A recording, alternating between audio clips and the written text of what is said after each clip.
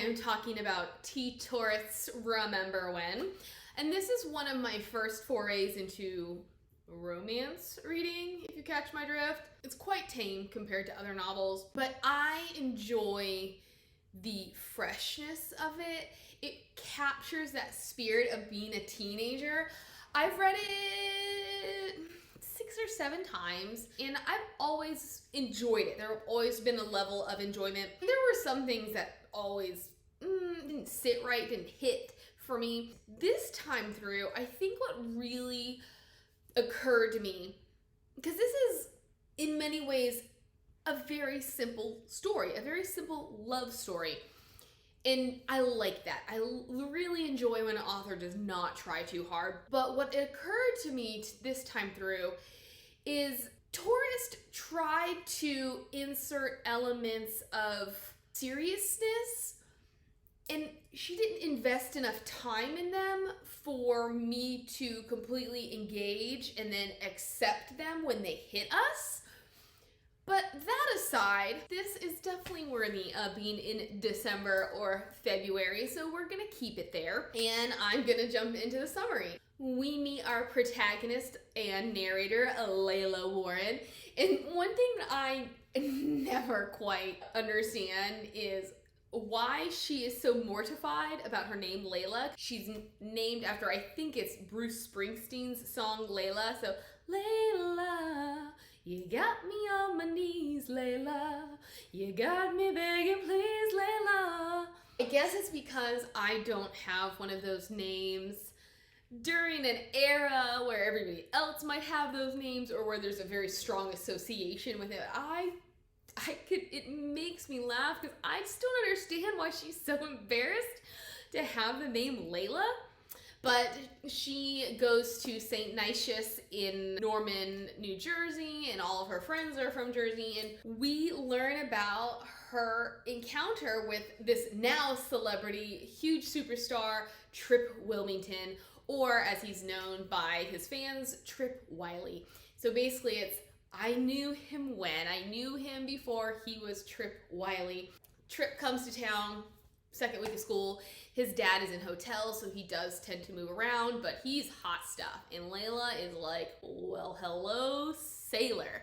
Although before I jump into that, I do want to say, we basically get this prologue introducing Layla, introducing her best friend Lisa. And then we jump into the first chapter, and she clarifies who Lisa is again. So my best friend, Lisa. We didn't need that because we just got through basically an entire chapter learning about you and your best friend Lisa and how you were a tomboy, and if it were not for Lisa moving in down the block, you would have continued to be a tomboy. You never would have gotten your first kiss, and you never would have been popular. So I think that is something Torrest must have missed, because this is a self-published book, and it's quite good for a self-published book. But I think that's one of those things that you need to have a discerning eye looking at to recognize that you do not need to repeat certain aspects because we've already been told. Anyways, she has this friend group, including this guy named Cooper Benedict, Sargento, Reimer, and then one other guy whose name I cannot remember right now. They are the popular kids in school. And one thing that I remember liking, or at least it caught my attention the first time through, was I liked how Torrest approached this idea of popularity and just spelled it out like, hey, being popular is nothing. To be popular, you just have to put yourself out there and to love what you're doing and to love your friends. Because we all want to be popular. Or maybe we don't, I don't know if we all want to be popular, but we all want to be accepted. There's this dark glamour surrounding the popular kids in any school. I like that she addresses the issue. But at the same time, this read through, it felt a bit trite. Why are we emphasizing the fact that you guys are popular, but what does it mean to be popular? And being popular is no big deal. Because I guarantee you, if you asked any popular kid in high school, they would have been very glad that they were in the popular clique. So I didn't like how Layla constantly reference, oh, what they don't understand about being popular, oh, the downside of being popular, oh, popular. So it got on my nerves this time through, and it just stuck out like a sore thumb. Any case, she's in her lit class or English class, and she's just like daydreaming about swimming in the sun and just being outside rather than being in school, when she hears her teacher introducing the new kid. And we pan over, and there is Trip Wilmington. There is Terrence C. Wilmington III, and Layla is like, yes. And I'm gonna pause right here and say, I love when I can get an alternate perspective novel. Torrest did write a book from Trip's perspective, and this companion novel is not worth your time. My takeaway was that this was not about Trip at all. This was about seeing Layla's versions of events from Trip's perspective, but we didn't get to know Trip at all. It felt like all of the care and attention she put into Remember When, she completely disregarded just so that we could have companion novels without fleshing him out. I liked that when we opened up, he was this rude dude who really only cared about what females could give him, and he was not looking forward to going to this school. But then as soon as he hits the St. Nicias, or St. Norman's as they call it, which it took me until this read to understand, they called it St. Norman's because it's the only Catholic school in Norman, New Jersey, which she literally spells out for you in this book. But I guess my brain just said normal rather than Norman, and for some reason that was supposed to mean something. St. Normal somehow equates to a Catholic school. I don't recommend reading Trip's version of this book because there's a lot of telling. It's underwhelming. He is very superficial and surface level, but I quite enjoy Remember When. So they get introduced, and she's like stars in her eyes. He is directed to the chair behind her, and they start talking. They start forming this bond. We are quickly informed that she has this on-again, off-again relationship with Coop, which I like because it makes things harder for her to be with Trip. But at the same time, we get to the end of the novel, and certain things transpire concerning Coop that lacked a bit of weight and meaning because we didn't actually delve into their relationship. We skimmed over what happens between them. She has this on and off thing with Coop and her best friend Lisa. Do you see what I did there? I've already told you that Lisa's her best friend, but now I'm reiterating that. I'm repeating myself because I don't know why. Mine was accidental. Hers, just bad writing. Lisa has this huge crush on this dude named Pick.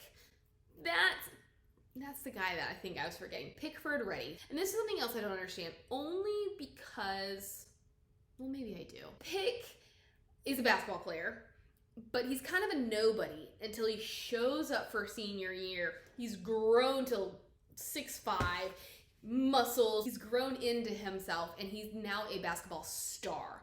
So I guess on that level, I understand why Lisa will now give him the time of day because she's the queen bee. On that same token, I do find it very hard to believe that they could have gone through 12 or 11 years of schooling, and then finally in their final year, she'd be like, yes, sir, unless he's just really that cute. Trip integrates into their cool kids group, and there is a party at Reimer's. So they're all at this party, only for Trip to show up with last year's queen bee, and everybody's like, or particularly Layla is like, how did he land her? She has only ever dated college guys, and now that she's not in high school, she's dating a high school guy. She goes to the bathroom only for Coop to approach her and whisper sweet nothings into her ear. She's like, you go to the bathroom first. Trip then appears. He kind of lets on that he might be interested in her. At any rate, he's like, oh, well, I saw Coop tonsils deep in your ear, which if you saw my review of The Wish by Nicholas Sparks, you know that one of the issues I had was that there was no sense of place and time. Here, we get exactly that. It is set in the early 90s, and it feels like we're in the early 90s. I love the jargon. I love the descriptions of hair, of clothes, of place, of amenities and technological advancements that they do not have. So I thought she did a very, very good job creating scene and creating place. She's like, there's nothing going on between us. They soon realize something's wrong with Coop. He's bent over the toilet bowl in the bathroom. So they get him out, bring him to a bedroom, and Layla's like, I'm alone in a bedroom with Trip. Excuse me, gotta go to the bathroom. It's really cute how she's kind of awkward around him, which I guess, I don't know, preconceived notions about popular girls. I'm just like, why is she so nervous around him? And that is something that I did notice in this read through is I felt like sometimes she was inconsistent. Maybe it's the idea of comfort zone versus not comfort zone, where sometimes she's super bold and brassy, and then other times she's really insecure. I think again, it comes back to the time that we were given to flesh her out. It's a decently sized book. So I can't tell you what needed to be taken out or changed to hit these points that I think would have given the book more depth. But it felt like there were very distinct parts of the book rather than them all being seamless. She comes back, Trip is drawing a permanent marker mustache on Coop, and they agree to do their English assignment together. They're gonna enact a scene from Romeo and Juliet. They have both gotten a job at the local video store, which again, who here knows about Blockbuster? Who here knows what a VHS is? These are the little details that we're given that really cement that we are in the 90s. They are growing closer as they are spending time on this project. Since they're in the same social group, they're doing things together. It's this nice little budding friendship slash maybe a romance, but then we get a voiceover from Layla being like, at first I just thought he was really hot, but now I like him for him. Those were moments where I didn't necessarily need it because it pulled me out of what was being set up and shown to me. It felt immature in a way. So everything is going great. Lisa has essentially abandoned Layla for Pick, which comes into another issue for me later. This just means that Layla is spending more time with Trip than maybe she normally would have because her best friend isn't there to be her best friend. One day, they go to a football game, which I would love to hear from you guys. Our football games, middle school was on Saturday, I believe, but high school, particularly varsity, was on Friday night. Apparently in New Jersey, in Norman, New Jersey, in the early 90s, varsity football games were on Saturday mornings? I mean, I'm not complaining, but I'm like, I didn't know that was a thing. The ground is muddy, so Trip gives Layla a piggyback ride. Lisa, after the game, pulls Layla aside and gives her a what for about her relationship with Trip. This is my issue. Lisa is non-existent. Lisa is abandoning Layla for her boyfriend. So what does Lisa actually know about Layla's relationship slash friendship with Trip? She knows nothing because we're not given much. We're given that very first prologue-y chapter, and then just a little bit about her before she and Pick become an item. So I don't know much about Lisa. I don't know much about the current state of their friendship, about what they're telling each other, what they're confiding in each other. Okay, I like that your best friend is looking out for you. But also your best friend has no clue what's going on because she has abandoned you for some other guy. So then who is she to stick her nose into your business and make judgment calls that affect the way that you see and feel? If we'd had more Lisa, if we'd just expanded that or included her into more of the storytelling, I would have been okay with it. But because she was an outsider that all of a sudden became an insider, and then this fight caused Layla to reevaluate things. Maybe she has a point. Am I mooning over somebody who it's not going to go anywhere with? But then she defends herself saying, you have no idea, blah, blah, blah, blah, blah. And I'm like, yes, Layla, you go, girl. Only for her later to essentially agree with Lisa. Maybe her motivation for hanging out Trip has nothing to do with being platonic, but that thin shred of hope that maybe something could happen between them. But what has been depicted for us, what has been shown versus told, is that they truly have formed a friendship. I didn't understand Layla's flippant mindset, except that she has this tendency to get really insecure. They finish their project, football season ends, Trip, who plays hockey, is now going to start on a travel hockey league, and therefore he has to quit the video store. And she's like, everything has changed. What happens is she and Lisa had this fight. Homecoming happens. Layla chooses not to go to the dance. Trip shows up at her house. This is something I don't understand either. And they have this which I had not picked up on this until I read some like author's notes. This was a parallel of Romeo and Juliet and the balcony scene. Layla is watching a movie. She gets scared because she starts hearing this noise. Turns out it's Trip throwing rocks at her brother's window. He is gonna come inside, and they have this moment of recognition, of realization that something could happen between them. And this is what I don't understand. He's about to come inside. Nothing is happening. It could, but as of right now, everything is 100% innocent. And then her dad comes home. His headlights flash over the yard, and the next thing you know, Trip is diving into the bushes. Their night is put to an abrupt halt. So this is what I don't understand is, maybe the problem is that her dad would not have appreciated her having a boy in the house by herself. This is not explained. It just is like he couldn't still have come in. My dad probably would have been like, let's get out of the car and oh, hey, Trip, because they're friends. Oh, hey, Trip, what's going on? He's like, oh, yeah, I'm just here to chat with Layla. And my dad never would have done any of this. He would have been like that big scary dude with the gun. Hypothetically, if I'm Layla's dad is my dad, he would have been like, yeah, just come on in, man. Like, not have a beer, but yeah, like, come in, hang out. So I do not understand the reaction to her father returning home, because at no point are we given the impression that her dad is a scary dude, or that her dad wouldn't approve of her having someone over without him, or that her dad doesn't approve of Trip. Trip is like, I don't know, I don't remember, which I should, considering how many times I've read this book, but there's an expectation, because this is a Friday night, there's an expectation that Trip will call the next day, and he doesn't. And that may be, okay, well then maybe he'll call on Sunday, and he doesn't. So he doesn't call, he doesn't show up. Now she has gotten super insecure because Lisa's words are in her head.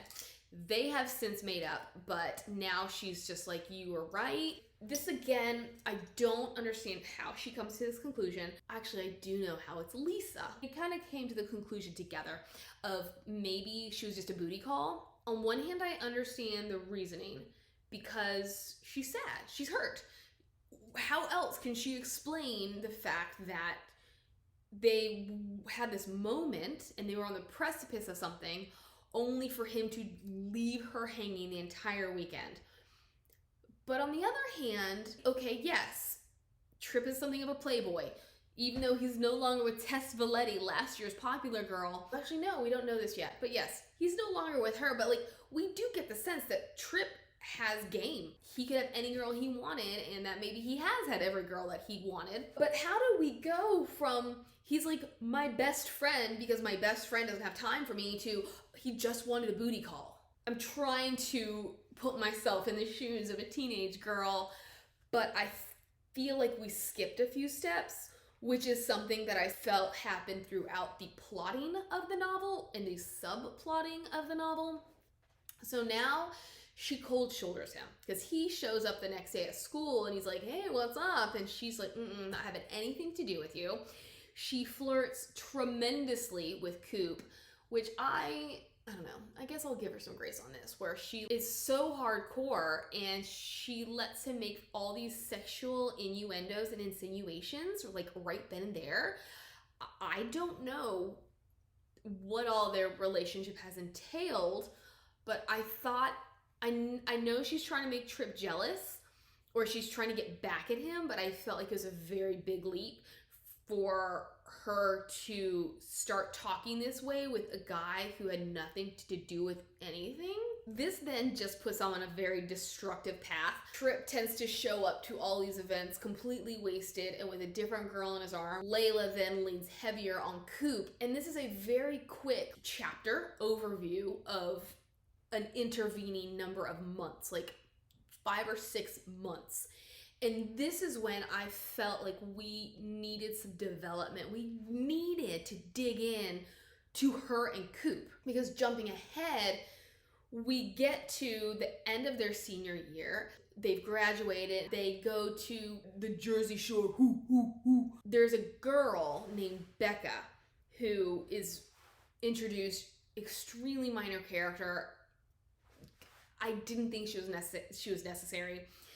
But she is now Coop's new love interest. She gives Layla kudos for getting them together because apparently Layla, not necessarily kindly, had made a mention once after seeing Becca out and about, like, oh, I can't believe people don't realize how pretty she is. When Layla and Coop ultimately break up, he then starts something with Becca. Layla is like, oh, if only he hadn't wasted, because she's retrospective at this moment.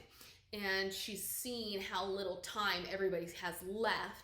And she's like, oh, if only he hadn't wasted so much time with me and nursing my broken heart, they could have gotten something started sooner. And I was like,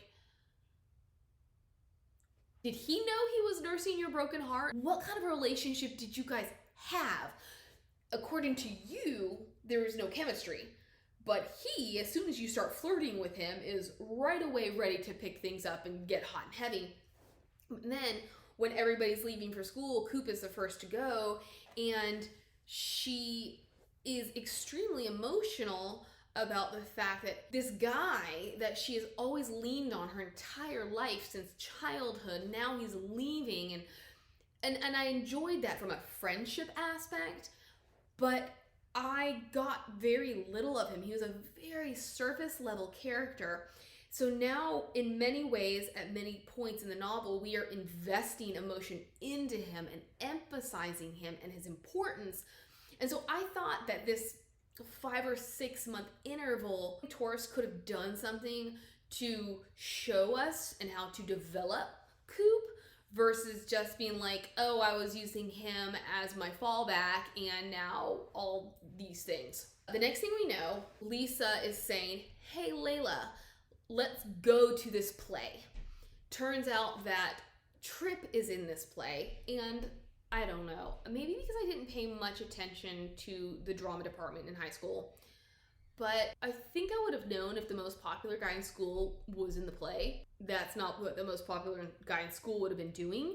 So if he then were to do something so out of the ordinary, I think it would have gotten around. I could not believe that she had no idea he was in this play, especially because even though she's ignoring him, she's hyper aware of him. Anybody who's ever had a crush knows that we try to keep tabs. So the fact that she wasn't keeping tabs and had absolutely no idea he was involved in this play, to me doesn't make sense. He's the leading man and they all go backstage. Pick and Lisa have had a fight because he is going to California for school, whereas she is going to go to New York for school, and they just can't figure out what they're going to do with their relationship. Those two make up because his sister's in the play, so obviously he's there too. They make up, and then Trip and Layla make up. Essentially, they just call a truce. Let's forget the past and say hi. And then Trip is like, hey, Layla, come with me to a cast party. So here's another one of those moments where we get introspection into popular life and how Trip is uber popular, but he's accepted into this drama crowd because he is now one of them. But Layla is not allowed to be there because she's popular, and I guess they're afraid that she's gonna take him away from them. And we just get all this insight that I thought was unnecessary and frankly judgmental, because she likes to make comments about, oh, well, you think I'm too good for you, but when did you ever try to talk to me? And so now these people that thought she was too good for them are treating her like she's scum of the earth. And I was just like, okay. I don't really like this role reversal. I don't understand why it's here. We could have done so many other things. She gets drunk off of homemade wine, and she reveals to Trip that she knows his middle name is Chester, which I enjoy. I liked this little inside thing between them when they were together and they were alone. It was a very intimate situation when she would be like, hey, Chester. This heals all wounds, and there's graduation day, which we got. So I mentioned Coop and Becca.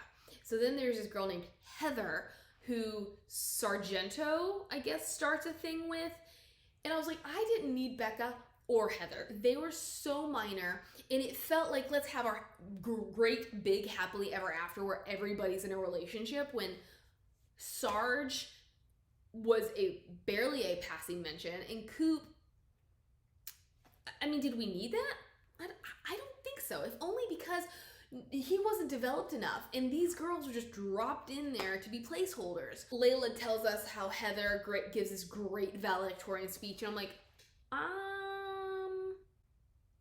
don't think I paid any attention to my valediction. So we get all this respect for Heather, which I think is also something that bothers me, because I know Torrest was really trying to get us to bridge that gap of popularity and how like they're just normal people, which they are normal people, but when it comes to a novel like this, sometimes all you want is for them just to be popular and do what popular kids do, or not even emphasize the fact that they're the popular kids.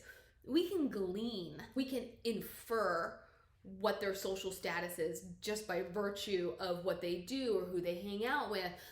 But sometimes I feel like it's more effective not to give that information. Is it imperative to the novel? Does knowing that they are the popular crowd further the novel, or is it just miscellaneous information?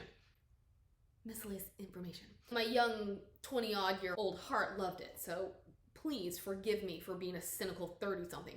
And here's a little something about Layla. Part of her backstory is that her mother had left when she was a child. She'd had this incident, they call it the Live Aid incident, in which she basically had an anxiety, a panic attack, when she realized that her mother was never coming back. And this is something that Lisa had equated her relationship with Trip to earlier on when they had a fight, because she was like, you're just setting yourself up for failure. Need I remind you of what happened with the Live Aid incident? Like, is this where you are headed? So the mother had left. There were a lot of rumors going on about her, but to this point, nobody really talked about it anymore.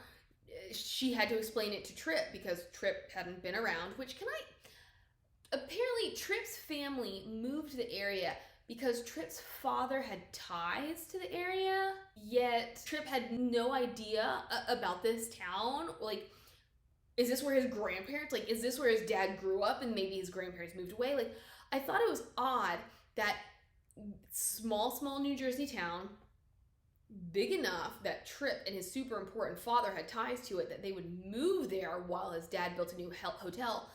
But he was completely unfamiliar with this place in general.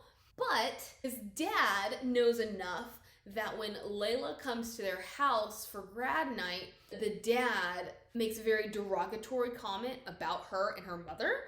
If the dad is as busy as we think he is, and he's actually building a hotel in New York, how does he have time to know anything about Layla or her mother? Because they were not living in the area when her mother left. It doesn't seem that he actually does much in this town.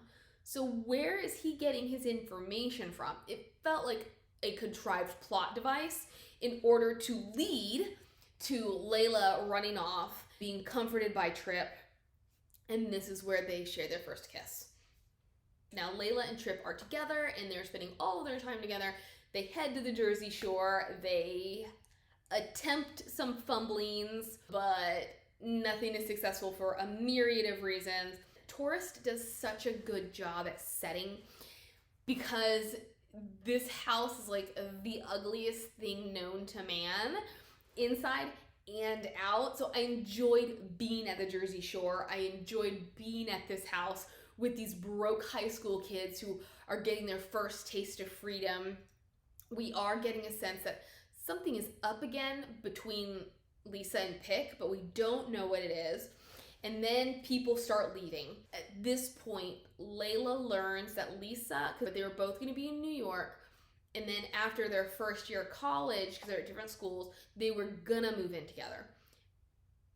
And this is something that Lisa says, I'm actually not going to do that anymore. I'm going to go to California with Pick. And this is where I had the issue with Lisa. I had a slight issue in the beginning because big deal is made out of her, but then she essentially falls off the face of the planet when she gets in a relationship with Pick.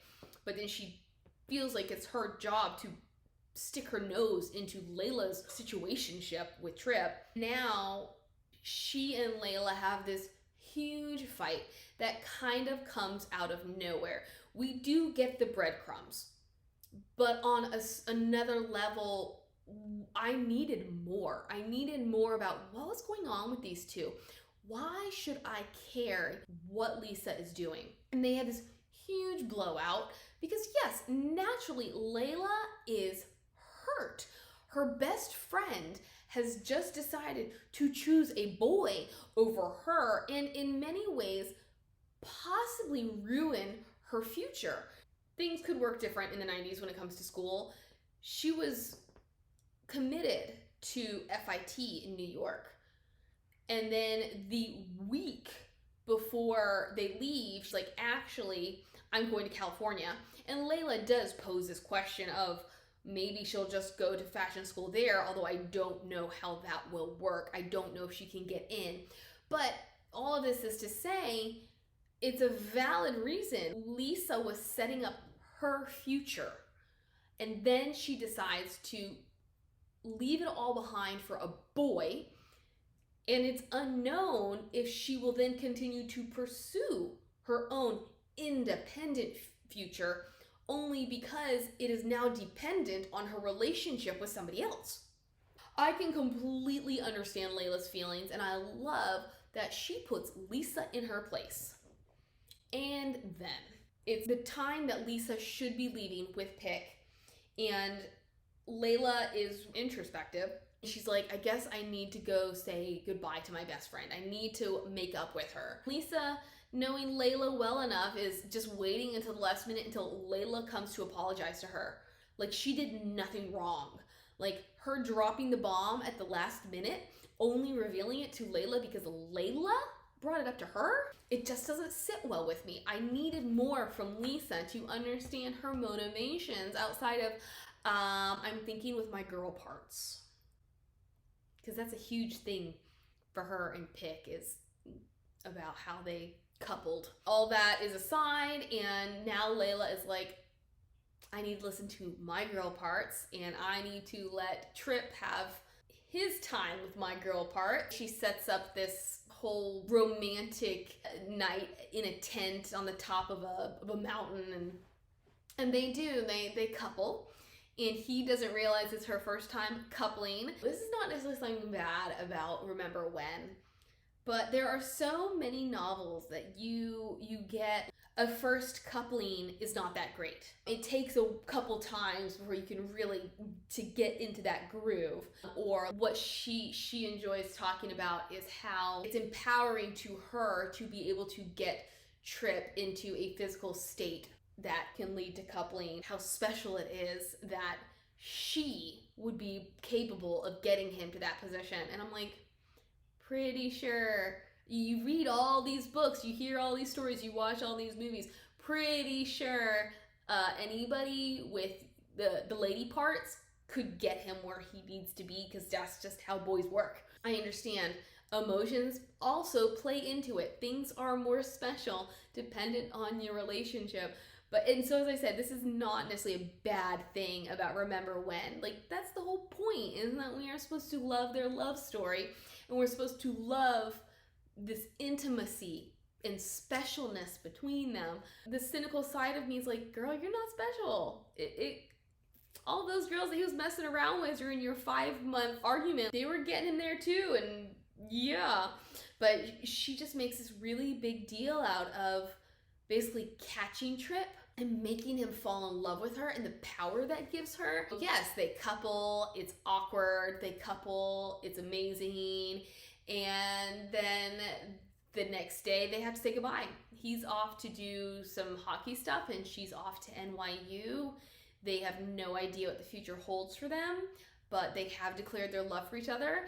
And he gives her a letter that he had written their first week of knowing each other. It's called a mind ramble, and basically they've been passing notes and he'd been writing. They were in their English class and their teacher was like, okay, it's mind ramble time. Essentially, you just write what's on your mind. Layla had been bound and determined to get her hand on this letter, to like cast it in gold or something so she could keep it forever. And I think that was a missed opportunity of reminding us about this letter. I mean, not necessarily like a heavy emphasis, but definitely keeping it on the forefront of our minds. So it shows up and she finally gets to read it and she's like, oh my gosh. One, I don't actually know what to do with this because we're going our separate ways, but like, he loves me. The cynical side of me is like, oh my gosh, you knew her a week. But my sappy side, which we all know is not the biggest part of me, is like, oh, I love it. He loved her after a week. No matter how I make it sound, this was a very sweet little love story. There are 2 more books after it, which I'll get to. What is your favorite romance book? Like, please do not recommend anything super sappy. I would love to know what you guys think. Do you guys read anything that gets a little frisky? Or do you prefer to keep it clean? Or do you prefer just to read like sci-fi fantasy where romance has absolutely nothing to do with it? And there we go. That is Remember When, and I'll see you later. Bye.